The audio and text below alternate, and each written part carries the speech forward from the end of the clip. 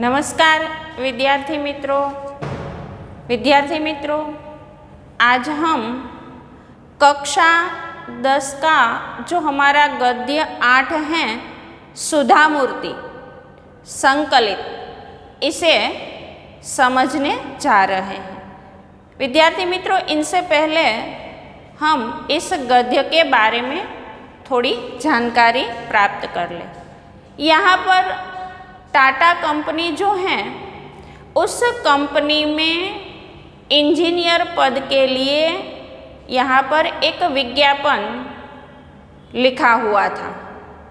तो सुधा मूर्ति ने जब इस विज्ञापन को पढ़ा तो उसमें कुछ ऐसी बातें लिखी थी जिसे देखकर वो चौंक उठती है। उस विज्ञापन में लिखा था कि टाटा कंपनी में इंजीनियर के पद के लिए जिसे नौकरी की आवश्यकता हो, ऐसे व्यक्ति इंटरव्यू के लिए आवेदन पत्र दे सकते हैं। लेकिन उनमें छोटी सी लाइन में नीचे कुछ ऐसा लिखा था कि इस पद के लिए महिलाएं आवेदन पत्र न भेजें। तो सुधा मूर्ति ने जब इस बात को पढ़ा तो उसे लगा कि ऐसा क्यों एक स्त्री, एक महिला सक्षम होते हुए भी उनके साथ ऐसा भेदभाव क्यों।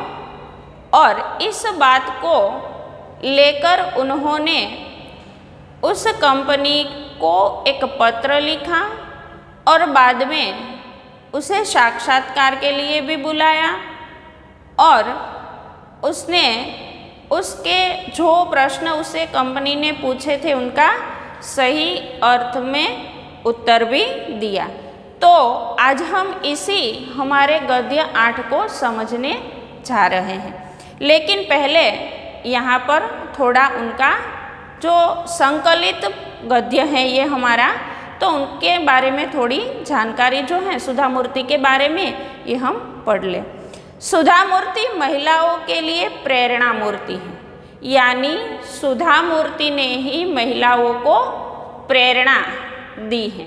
महिला के लिए प्रेरणा का सबसे बड़ा स्रोत वो बनी हुई है। इस पाठ में सुधा मूर्ति ने यह सिद्ध करने का प्रयास किया है कि स्त्रियों के लिए कोई कार्य असंभव नहीं है। तो सुधा मूर्ति ने इस गद्य में हमें ये समझाने का प्रयत्न किया है कि स्त्रियों के लिए कोई भी कार्य असंभव नहीं है। आज हम जानते हैं कि जो स्त्रियां हैं वो सभी पदों पर हैं। डॉक्टर भी हैं, इंजीनियर भी हैं, पायलट भी हैं, वैज्ञानिक भी हैं, शिक्षक भी हैं, पुलिस में भी हैं, आर्मी में भी हैं। ऐसा कौन सा ओहदा है इस देश में जिस पर महिला नहीं है। यहाँ तक कि हमारे देश की प्रधानमंत्री भी महिला थी। तो अंतरिक्ष यात्री भी महिलाएं बनी हुई हैं। तो आज का युग तो ऐसा कोई भेदभाव नहीं करता। यहाँ सभी जगह पर महिलाओं को स्थान दिया जाता है और बहुत सम्मान की दृष्टि से दिया गया है। तो आज के समय की तो बात ही नहीं है। आज के समय में तो महिलाएं सभी पद पर हैं और सभी जगह पर उसे उचित मान सम्मान मिला हुआ है। लेकिन बात उस वक्त की है जब ये बात संभव नहीं थी। तो सुधा मूर्ति ने ये सिद्ध करने का प्रयत्न किया था कि स्त्री के लिए कोई कार्य असंभव नहीं है। उन्होंने इंजीनियर के रूप में कार्य किया और बाद में संशोधन, तकनीकी क्षेत्र में, चिकित्सा, लेखन के क्षेत्र में बड़ा योगदान दिया है। महिला सशक्तिकरण के क्षेत्र में उनका योगदान महत्वपूर्ण रहा है। इस पाठ में स्त्रियों के लिए कार्य क्षेत्र की कोई सीमा नहीं है तथा वे हर कार्य में कुशलता प्राप्त कर सकती हैं, इस बात पर ज़्यादा जोर दिया। तो सुधा मूर्ति ने इस बात को ज़्यादा जोर देते हुए लिखा है कि स्त्रियां जो हैं वो सभी कार्य में कुशलता प्राप्त कर सकती हैं अगर उसे सही मौका दिया जाए तो, और ये बात उन्होंने साबित की है। इस कृति का यह संदेश है कि जाति और लिंग के बीच कोई भेदभाव न रखा जाए। यानी हमारे इस गद्य का संदेश ही यही है कि हम किसी भी जाति या किसी भी लिंग, स्त्री यानी पुरुष यानी ज्ञाति, तो जाति का भेद न हो।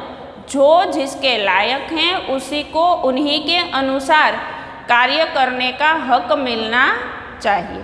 तो यहाँ पर सुधा मूर्ति ने यही हमें बताने का प्रयास किया है कि उनकी जो लायकात थी, योग्यता थी, वो इस पद के लिए थी, फिर भी यहाँ पर कंपनी ने ये लिखा कि महिलाओं के लिए ये पद नहीं है, तो उसे बहुत बुरा लगा और उन्होंने इस बात के लिए प्रयत्न भी किया। तो आगे हम देखेंगे कि सुधा मूर्ति ने क्या क्या प्रयत्न किया और कैसे वो जीवन में सफलता प्राप्त कर सकी और कैसे स्त्रियों के लिए प्रेरणा बन सकी, प्रेरणा मूर्ति बन सकी। अप्रैल 1974 की बात है। बेंगलुरु में गर्मी पड़ने लगी थी, तो बेंगलुरु में गर्मियों के दिन शुरू हो गए थे। भारतीय विज्ञान संस्थान के परिसर में गुलमोहर के बड़े बड़े वृक्ष लाल रंग के फूलों से लदे झूम रहे थे। आप जानते हैं गुलमोहर के फूल तो गर्मियों के दिनों में ही खिलते हैं, और बेंगलुरु में जो भारतीय विज्ञान संस्थान का जो परिसर है, उस परिसर यानी प्रांगण, यहाँ पर आंगन भी हम उसे कह सकते हैं, यानी परिसर यानी प्रांगण अथवा आंगन। तो परिसर में गुलमोहर के बड़े बड़े वृक्ष लाल रंग के फूलों से लदे हुए झूम रहे थे, यानी बहुत गुलमोहर पर लाल लाल रंग के फूल खिले हुए थे। कंप्यूटर विज्ञान की कक्षा समाप्त कर एक छात्रा हॉस्टल की ओर जा रही थी कि उनकी दृष्टि नोटिस बोर्ड पर लगे एक विज्ञापन पर पड़ी। तो विज्ञापन यानी इश्तिहार अथवा जाहिरात, विज्ञापन यानी इश्तिहार अथवा जाहिरात। तो एक कंप्यूटर विज्ञान की कक्षा जो थी, उस कक्षा समाप्त करके एक छात्रा हॉस्टल की ओर जा रही थी, और तभी उनका ध्यान जो है, दृष्टि जो है, वो एक नोटिस बोर्ड पर लिखे विज्ञापन पर पड़ता है। विज्ञापन यानी जाहिरात पर पड़ी। यह विज्ञापन प्रसिद्ध ऑटोमोबाइल कंपनी टेल्को यानी कि टाटा की ओर से नौकरी के इच्छुकों के लिए था। तो जो ये विज्ञापन था, ये विज्ञापन टाटा यानी कि टेल्को यानी कि टाटा कंपनी ने दिया था, और ये ऑटोमोबाइल और टेल्को कंपनी की ओर से जिसे नौकरी चाहिए थी, ऐसे नौकरी इच्छुकों के लिए था, यानी जिसे नौकरी चाहिए थी ऐसे लोगों के लिए था। कंपनी को योग्य और परिश्रमी इंजीनियरों की आवश्यकता थी। तो कंपनी को जो योग्य हो ऐसे इंजीनियरों की ज़रूरत थी। और चौंकाने वाली बात थी छोटे अक्षरों में लिखी अंतिम पंक्ति। तो इस विज्ञापन में चौंकाने वाली एक बात ये थी कि इश्तिहार समाप्त होने के बाद उसमें छोटे से अक्षरों में अंतिम पंक्ति में लिखा था, महिला उम्मीदवार आवेदन न भेजे। महिला उम्मीदवार आवेदन न भेजे। आवेदन यानी अर्जी, आवेदन यानी अर्जी। नौकरी के लिए जो अर्जी लिखी जाती है उसे आवेदन कहा जाता है। तो तो यहाँ पर लिखा था कि महिला उम्मीदवारों को अर्जी नहीं भेजना है।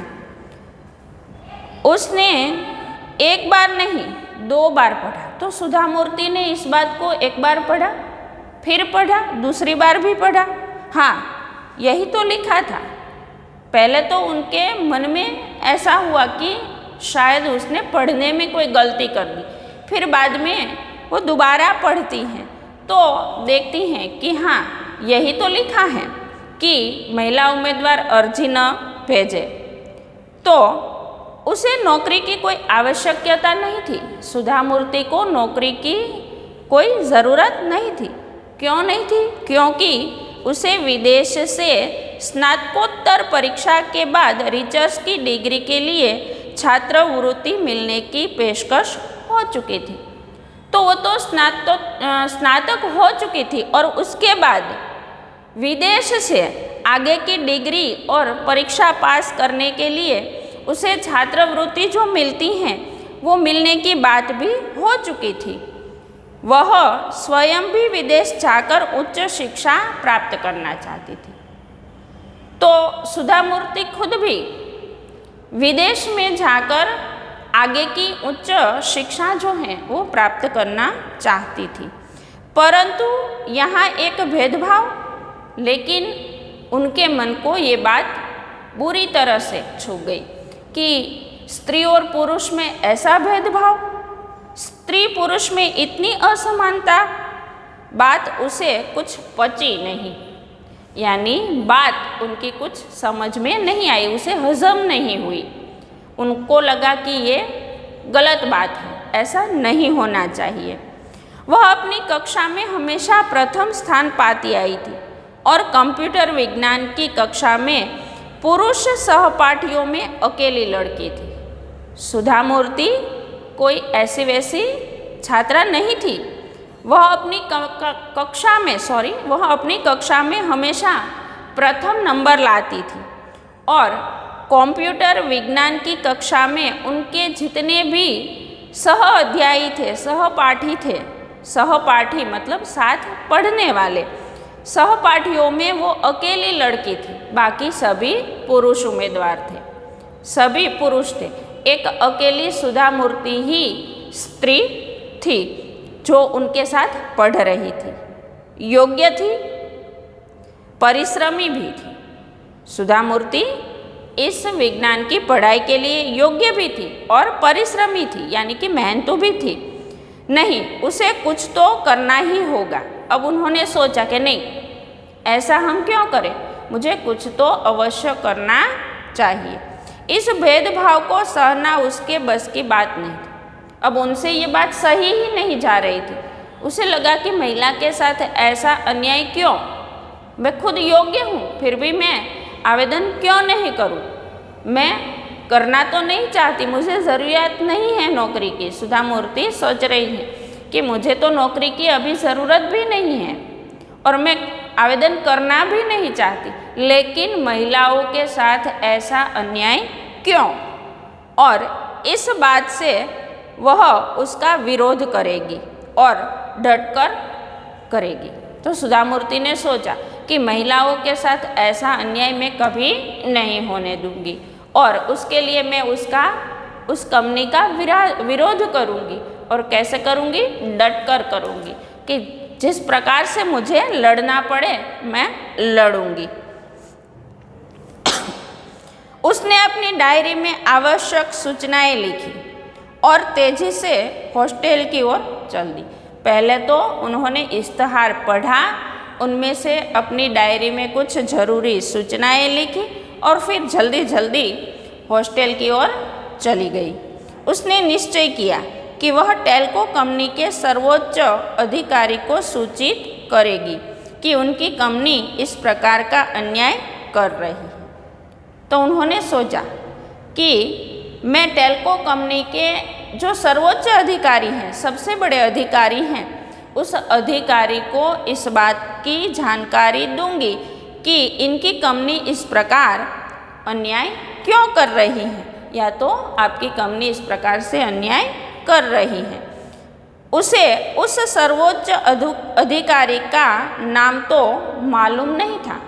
अब इस इतनी बड़ी कंपनी के सबसे बड़े अधिकारी कौन थे, उनका नाम सुधा मूर्ति को मालूम नहीं था। केवल उसे इतना पता था कि टाटा समूह के प्रमुख JRD टाटा हैं। तो बात सिर्फ उसे उतनी ही मालूम थी कि जो टाटा कंपनी है, उस टाटा कंपनी के जो मुख्य समूह के जो प्रमुख हैं, मुख्य वो हैं JRD टाटा। तो सिर्फ बात उसे उतनी ही पता थी। उसने एक पोस्ट कार्ड लिया और JRD टाटा को संबोधित करते हुए लिखा। तो सुधा मूर्ति ने क्या किया, एक पोस्ट कार्ड लिया और JRD टाटा को संबोधित करते हुए उन्होंने उसे एक पत्र लिखा। और पत्र में उसने क्या लिखा, सुधा मूर्ति ने लिखा, आपने भारत में लोहा, इस्पात, रासायनिक पदार्थ, कपड़ा, मशीनों के बड़े बड़े उद्योग लगाए हुए हैं। JRD टाटा को वो लिखती हैं कि भारत में आपने लोहा, इस्पात, रासायनिक पदार्थ और कपड़ों के बड़े बड़े मशीन लगाए हुए हैं। भारतीय विज्ञान संस्थान की स्थापना में बढ़ चढ़कर अपना योगदान दिया है। तो आपने ये बड़े बड़े मशीन लगाकर भारतीय विज्ञान संस्थान को और उसकी स्थापना में बढ़ चढ़कर अपना योगदान दिया है। सौभाग्य से मैं उसी संस्थान में पढ़ रही, कहती हैं कि मेरा अच्छा भाग्य है कि मैं भी आपके इसी संस्थान में पढ़ रही हूँ। मैं हैरान हूँ कि टेल्को जैसी कंपनी स्त्री पुरुष के बीच ऐसा भेदभाव कैसे कर सकती है। तो कहती है कि मैं इस बात से हैरान हूँ कि टेल्को जैसी अच्छी कंपनी, टाटा जैसी अच्छी कंपनी स्त्री और पुरुष में भेदभाव कैसे कर सकती हैं। तो ये तो मेरी समझ में नहीं आता। 10 ही दिन में कंपनी ने उसे तार भेजा। जैसे ही सुधा मूर्ति ने पत्र लिखा, वो पत्र इस टाटा कंपनी के प्रमुख को मिला। उसने 10 ही दिनों में सुधा मूर्ति को एक तार भेजा और कंपनी के खर्चे पर पुणे शहर में साक्षात्कार के लिए उपस्थित हो। तो 10 ही दिन में कंपनी ने उसे तार भेजा और उसे ये भी बताया कि तुम्हें हमारी कंपनी पूरा खर्चा देगी, तुम्हारे पूरे खर्चे की जिम्मेदारी हमारी है, तुम सिर्फ साक्षात्कार के लिए पुणे पहुंच जाओ। साक्षात्कार यानी कि मुलाकात, इंटरव्यू। साक्षात्कार यानी मुलाकात अथवा तो इंटरव्यू। तो टाटा कंपनी के प्रमुख ने उसे इंटरव्यू के लिए पुणे अपने कंपनी के खर्चे पर उसे बुलाया। काफ़ी तकनीकी प्रश्न पूछे गए जिनके वह सही उत्तर देती गई।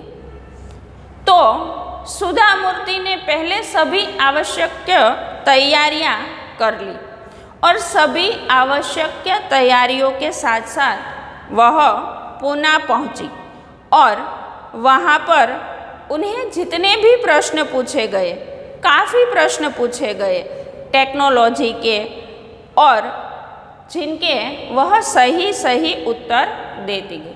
इन्हें जितने भी प्रश्न पूछे तकनीकी क्षेत्र के, सभी प्रश्नों के उन्होंने सही उत्तर दिया।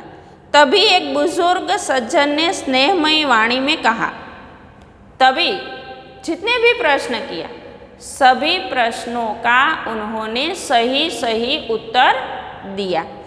तभी एक बुजुर्ग सज्जन ने बहुत ही स्नेहपूर्ण वाणी में कहा, तुम जानती हो कि हमने महिला उम्मीदवार आवेदन न भेजे क्यों लिखा था। सज्जन उनसे प्रश्न पूछते हैं कि क्या तुम जानती हो कि हमने महिला उम्मीदवार आवेदन पत्र न भेजे, ऐसा क्यों लिखा था? तो वो कहते हैं क्योंकि यहाँ फैक्ट्री में मुख्य कार्यस्थल पर किसी महिला की नियुक्ति नहीं होती। कहते हैं प्रमुख कि यहाँ पर जो हमारी कंपनी है, फैक्ट्री है, उस फैक्ट्री में मुख्य जो कार्यस्थल हैं, उस मुख्य कार्यस्थल पर किसी भी महिला उम्मीदवार को नौकरी नहीं दी जाती, उनकी नियुक्ति नहीं होती। तुम्हारी जैसी मेधावी लड़कियों को अनुसंधानशालाओं में जाकर कार्य करना चाहिए। तो कहते हैं कि तुम्हारी जैसी मेधावी, मेधावी यानी तेजस्वी, तुम्हारे जैसी तेजस्वी लड़की जो हैं, उस तेजस्वी लड़की को तो अनुसंधानशाला में जाकर अपना कार्य करना चाहिए। लेकिन हमें कहीं से तो शुरुआत करनी होगी, नहीं तो कभी भी कोई महिला आपकी फैक्ट्री में कार्य नहीं कर पाएगी, उसने दृढ़ता से कहा। लेकिन सुधा मूर्ति कहती हैं कि आपकी बात सही है, मुझे अनुसंधान करना चाहिए, अनुसंधान कंपनी में, शालाओं में जाकर संशोधन करना चाहिए, लेकिन हमें कहीं से तो शुरुआत करनी ही होगी। किसी महिला को तो पहले ऐसे पुरुष सहपाठियों के साथ कार्य करना होगा, नहीं तो कभी कोई महिला आपकी फैक्ट्री में कार्य नहीं कर पाएगी। और ये उन्होंने उसे दृढ़ता से कहा। एक लंबे साक्षात्कार के बाद, साक्षात्कार यानी मुलाकात, एक लंबी मुलाकात के बाद अंत में उस वृद्ध सज्जन ने मुस्कुराते हुए कहा, ठीक है, यह शुरुआत तुमसे ही की जाती है, बधाई।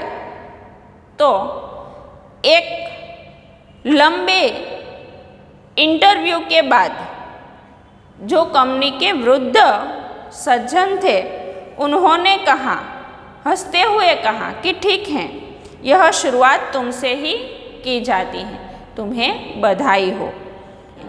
तो विद्यार्थी मित्रों, आज के लिए इतना ही। आगे का जो हिस्सा है वो हम अगले वीडियो में देखेंगे। तब तक के लिए जय हिंद, अस्तु।